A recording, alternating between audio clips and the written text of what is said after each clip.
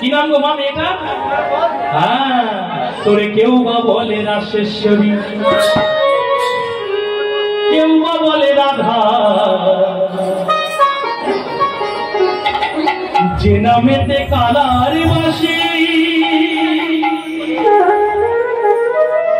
আছে রে সাধা, কেউ বা বলে রাশেশ্বরী, কেউ বা বলে রাধা, যে নামেতে কালার বাসি আছে রে সাধা, কেউ বা বলে রাশেশ্বরী।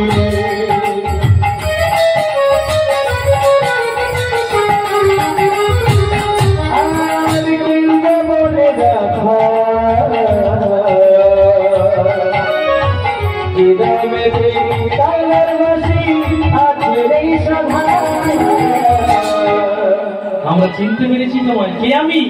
তুমি বিশ্বভানু রাজনন্দিনী, রমণী মুকুটমণি, অষ্টসখীর শিরোমণি, বিনোদিনী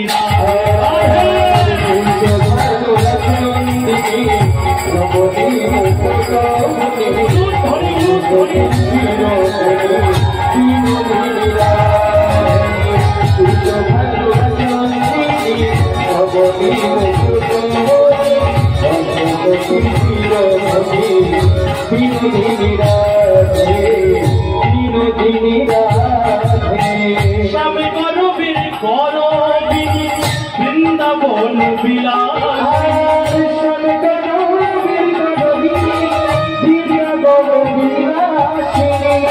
রমণী মুকুটমণি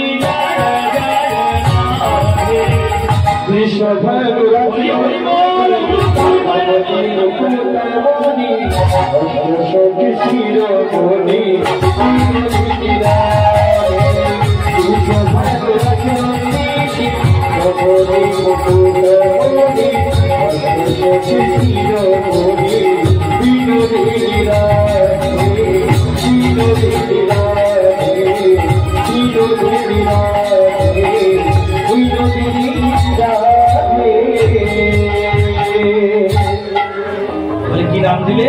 বলে এই ছাপা তোর নাম দিয়েছি নীলমাধব, আর এই খেপি এই পাগলি আজ থেকে তোর নাম দিলাম মাধব প্রিয়া।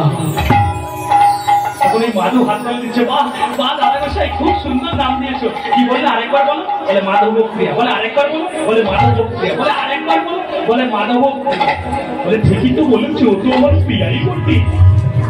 বলে কি বললি তুই? বলে না না দাদা গোসাই, আমরা আপনাকে আশীর্বাদ করলাম, আপনি একদিন জগৎ বিখ্যাত পণ্ডিত রূপে জগতে প্রকাশ হবে।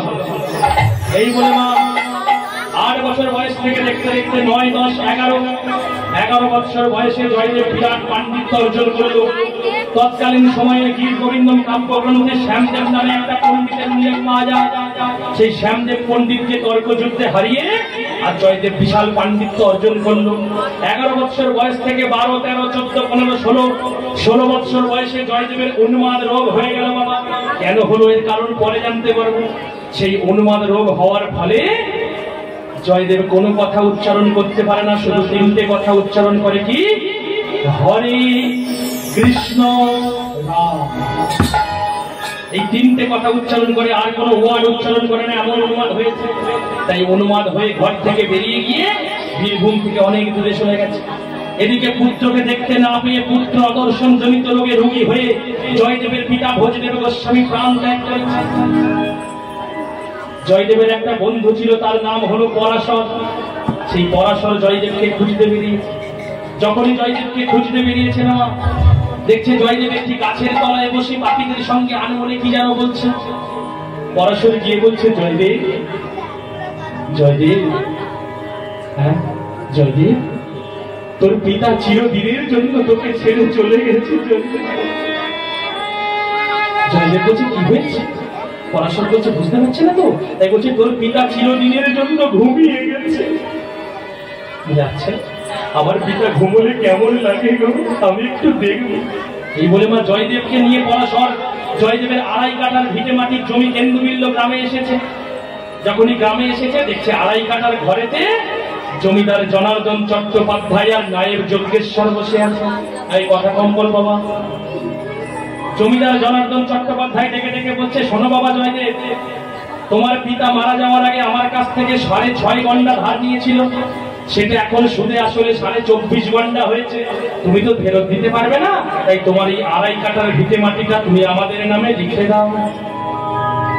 এই বলে মা যখনই লিখে দিয়েছে, মানে লিখে দেবে বলে ঠিক করেছে, পরাশর জয়দেবকে বলছে, জয়দেব জয়দেব ছোটবেলায় তুই মাকে হারিয়েছিস, এখন এসে তুই পিতাকে হারাই, তোর একমাত্র সম্পদ হলো এই তোর ভিটে মাটি, এটা তুই জমিদারকে লিখে দিস না জয়দেব। মাগো, এ জগতে যার মা হারায় যায় সে জানে মা হারানোর যন্ত্রণা কি। এ জগতে যার পিতা হারিয়ে যায় সে জানে পিতা হারানোর যন্ত্রণা কি। আমার গুরুদেব বলছে, জননী জন্মভূমি তোমার হয় না তুলনা, কোন কিছুর বিনিময়ে তোমরা বাবা মাকে ভুলো না।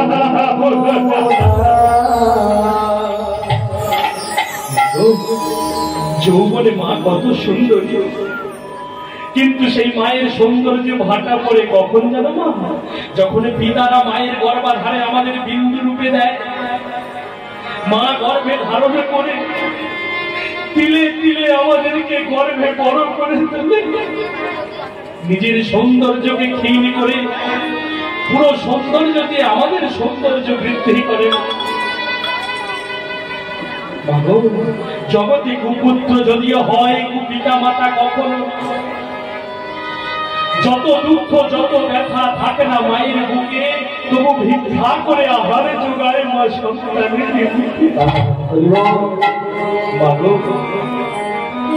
এমন কোন দিন নেই, এমন কোন রাত নেই যে হাজার হাজার মায়েরা আমার প্রসব যন্ত্রণা সহ্য করতে না পেরে হসপিটালের বেডেই মারা যাচ্ছে।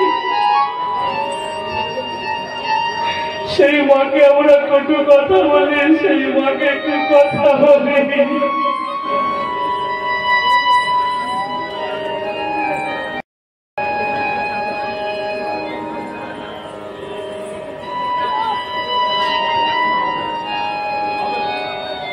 সেই মাকে আমরা কটু কথা বলি, সেই মাকে আমরা খুব কথা বলি।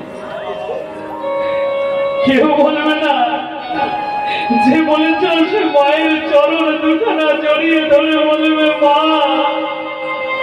আমি বড্ড ভুল করেছি, মা আমাকে ক্ষমা করো। দেখবে মায়ের বুকে এত ক্ষমা আছে না মা, মা তোমাদের ক্ষমা করে দেবে। বুঝবে সেদিন যেদিন মা কাছে থাকবে না। মাগো, ফেসবুকে একটা ভিডিও দেখছিলাম, আপনারা দেখেছেন কিনা জানি না। একটা মাকে তার ডাক্তার বলছে, মা হয় তুমি বাঁচবে নাই তোমার সন্তান বাঁচবে, তুমি কি করবে বলো? ডাক্তার বলছে শোনো ডাক্তার বাবু, আমার যা পারে হয়ে যায়, কিন্তু আমার সন্তান যেন পৃথিবীর আলো দেখতে পায়, আমি এটাই চাই। মাগো, কোন কালী পূজা করি আমরা, কোন শিব পূজা করি, কোন দুর্গা পূজা করি, প্রত্যেকটা ক্লাবে ক্লাবে বলে দিতে হবে, প্রত্যেকটা প্যান্ডেলে প্যান্ডেলে বলে দিতে হবে, শিব পূজা করার আগে, দুর্গা পূজা করার আগে, কালী পূজা করার আগে পিতা মাতাকে আসরে বসিয়ে পূজা দিতে হবে। সেদিন হবে ভারতের দুর্গতি নাশ, সেদিন হবে এই বাংলার দুর্গতি নাশ, সেদিন হবে এই গ্রামের দুর্গতি নাশ। তাই জয়দেবকে যখন বলেছে, জয়দেব তুই লিখিস, তাই জয়দেব কি করেছে মা, ওই সরকারি নিয়ে কিছু তো লিখতে পারে না, তাই লিখে দিয়েছে হরে কৃষ্ণ হরে কৃষ্ণ হরে কৃষ্ণ হরে কৃষ্ণ হরে কৃষ্ণ হরে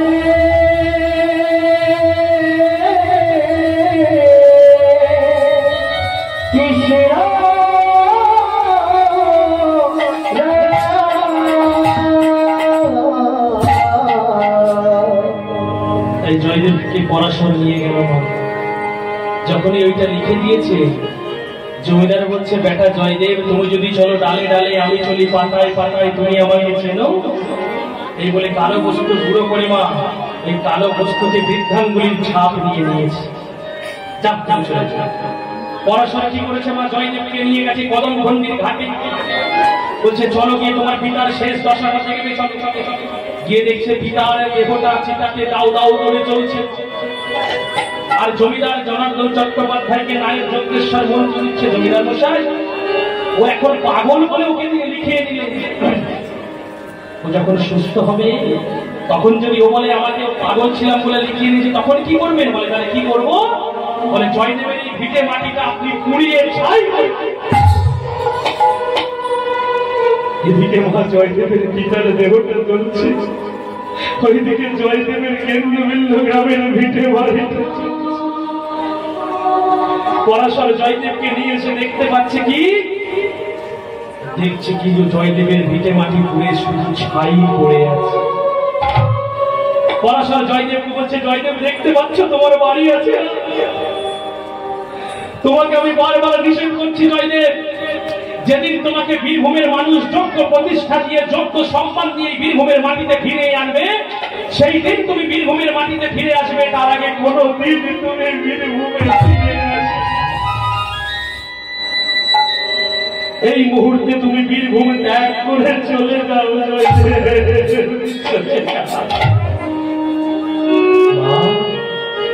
তাই জয়দেব কি করেছে, পোড়া ভিটে মাটির ছাইটা হাতে নিয়ে আজ বীরভূম ত্যাগ করছে।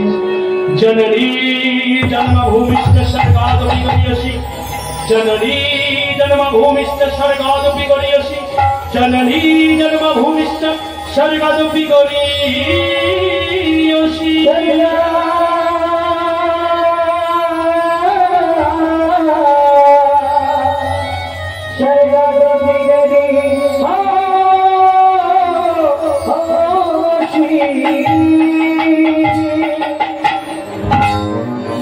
আজ আমার কাঁদতে কাঁদতে বীরভূম ত্যাগ করছে, মুখে সেই নাম, কি নাম? হরে কৃষ্ণ রাম, হরে কৃষ্ণ রাম, হরে কৃষ্ণ রাম, হরে কৃষ্ণ রাম, হরে কৃষ্ণ রাম, হরে কৃষ্ণ রাম, হরে কৃষ্ণ রাম, হরে কৃষ্ণ রাম, হরে কৃষ্ণ রাম, হরে কৃষ্ণ রাম। কাঁদিতে কাঁদিতে জয়দেব বীরভূমের অজয় নদী পার করে পাগলে প্রবেশ করলো বর্ধমান জেলায়। হরি হরি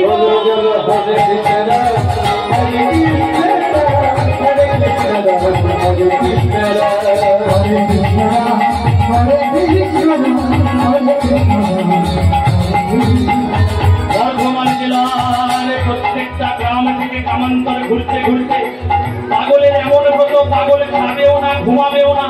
তাই বর্ধমান জেলা ক্রস করে পাগল প্রবেশ করলো বাঁকুড়া জেলায়। হরি হরি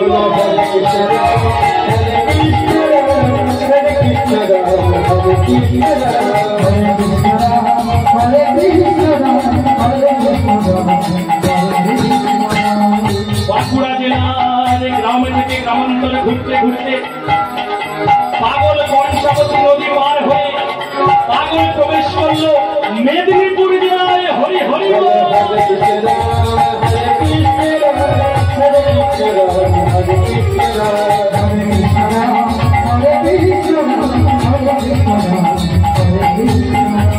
মেদিনীপুর জেলার গ্রাম থেকে গ্রামান্তর ঘুরতে ঘুরতে যখন সন্ধ্যাকালীন অবস্থা, তখন পাগলে প্রবেশ করলো উড়িষ্যার পুরী ধামে। পুরী ধামে যখন প্রবেশ করেছে মা, পাগলের তখন 26 বৎসর বয়স। 16 বৎসর বয়সে ঘর ছেড়েছিল মা, 26 বৎসর বয়সে পুরী উড়িষ্যা ধামে প্রবেশ করেছে। এই 11 বৎসর, দীর্ঘ 11টা বৎসর কিছু খায়নি, কিছু ঘুমায়নি।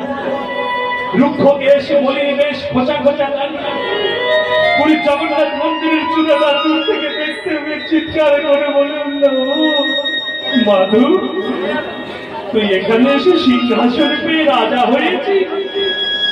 ও তুই রাজা হয়েছিস এই বলে মা পুরীর মন্দিরে যখনই প্রবেশ করেছে দূর থেকে যেই জগন্নাথ বিগ্রহকে দর্শন করেছে চিৎকার করে বলে উঠেছে মাধু মাধু মাধু তোর হাত পায়ে আঙুলগুলো কেটে দিলে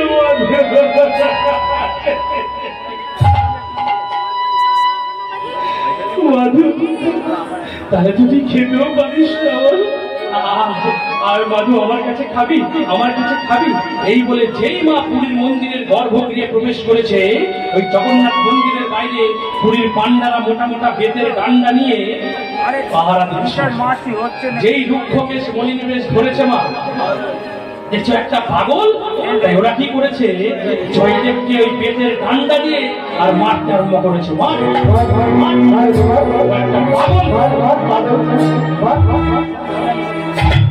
দীর্ঘ 11 বছর না খেয়ে না ঘুমানো দেহে কতটা মার সহ্য করবে মা মারতে মারতে জয়দেব পুরীর জগন্নাথ মন্দিরের বারান্দায় লুটিয়ে পড়েছে দেহটা পুরীর ভান্ডারে বলছে মরে গেল এই দেখ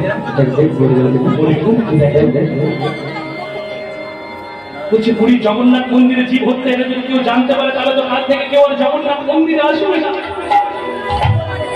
তাহলে আমরা কি করবো বলে কে ভালো করে চল কে শ্মশানে পুড়িয়ে দিই বলে না শ্মশানে পুড়িয়ে দিলে জানাজানি হয়ে যাবে বলে তাহলে কি করবি বলে চল একে সমাধিস্থ করে দিই বলে না সমাধিস্থ করলেও জানাজানি হয়ে যাবে তাহলে কি হবে বলে আস্তে আস্তে ভালো করে ভাত সবাই মিলে নিয়ে গিয়ে সমুদ্রের জলে গিয়ে ছুঁড়ে ফেলে দিই এই বলে মা দেহটাকে কাঁধে তুলে বল হরি বল হরি বল হরি বলতে বলতে সমুদ্রের জলে ছুঁড়ে দেহটা ভাসতে ভাসতে বা চলে গেছে পুরীর পান্ডারা মন্দিরে ফিরে এসেছে মন্দিরে ফিরে এসে দেখতে পাচ্ছে মন্দিরের বারান্দায় রক্তের দাগ লেগে আছে মা তাই এক পান্ডা ডেকে ডেকে বলছে তাড়াতাড়ি করে জগন্নাথ মন্দিরকে ধৌত করে ফেল কলসি করে সমুদ্র থেকে জল নিয়ে এই বলে মা সমুদ্র থেকে কলসি করে জল এনে বারান্দার মন্দির যতটা ধৌত করছে কি দেখছে যতই ভালো এবারি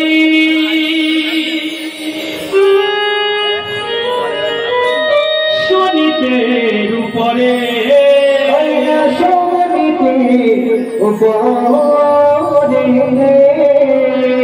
ভোয়ানাই যায় সেদা শনি রূপ ধরে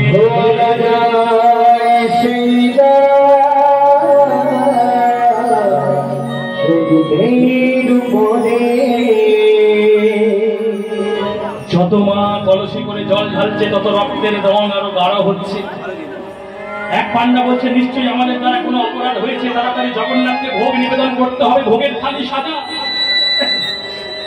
এই বলে মা ভোগের থালি সাজিয়ে জগন্নাথকে যখনই ভোগ নিবেদন করতে যাবে তাকিয়ে দেখছে অলৌকিক দৃশ্য আশ্চর্য ঘটনা কি দেখছে মা দেখে বলরাম সুভদ্রায় আছে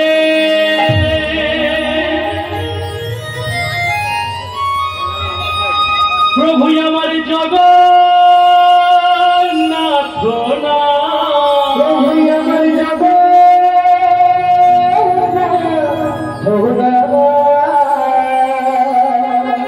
কোথায় লুকালে আমার জগত গোসাই কোথায় লুকালে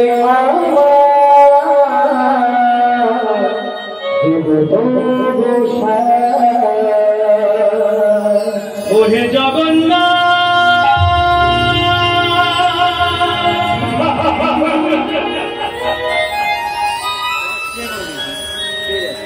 ওহে জগন্নাথ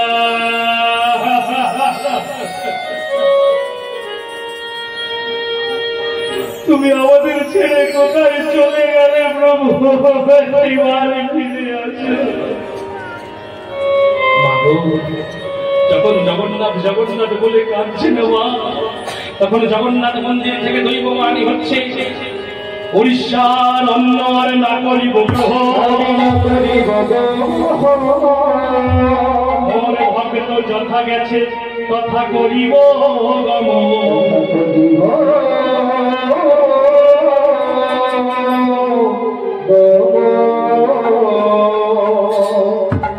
আমি উড়িষ্যার অন্য খাবো না উড়িষ্যাতে আর রোদ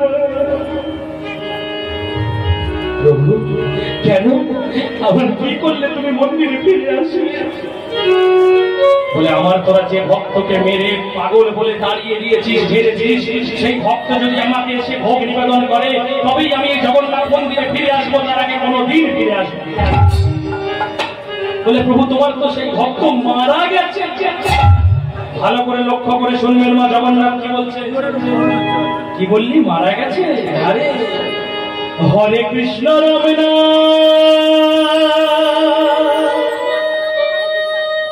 যাহার বদনে যাহার বদনে হেন শক্তি নাহি গো কারো তারে বধিবে পরাণে। শক্তি নাই কোজেন বুঝবি পরাণে। রাখে হরিত মারে রাখে হরিত রাখে হরিত মারে হরিত রাখে মনে হরিত মারে হরিত রাখে মনে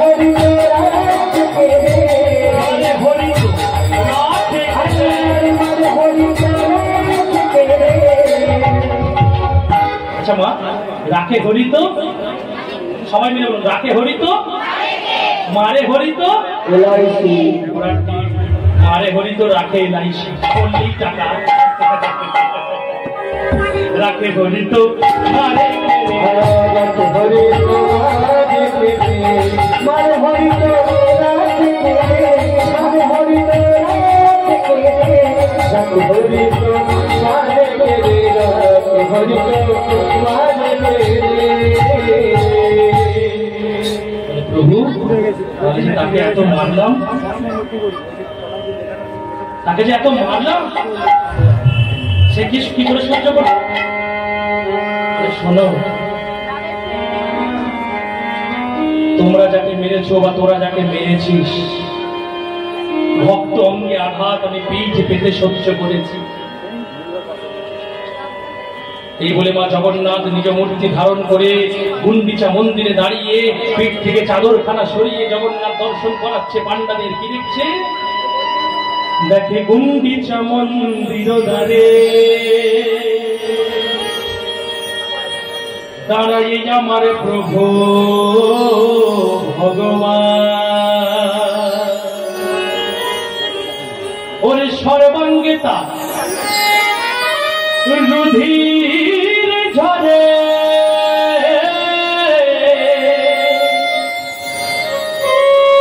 হই না ভগত সমান, ভগত সমান। তাকিয়ে দেখছে জগন্নাথের পিঠ ফেটে রক্ত পড়ছে। মা পুরীর পান্ডারা চিৎকার করে কাঁদতে কাঁদতে বলছে জগন্নাথ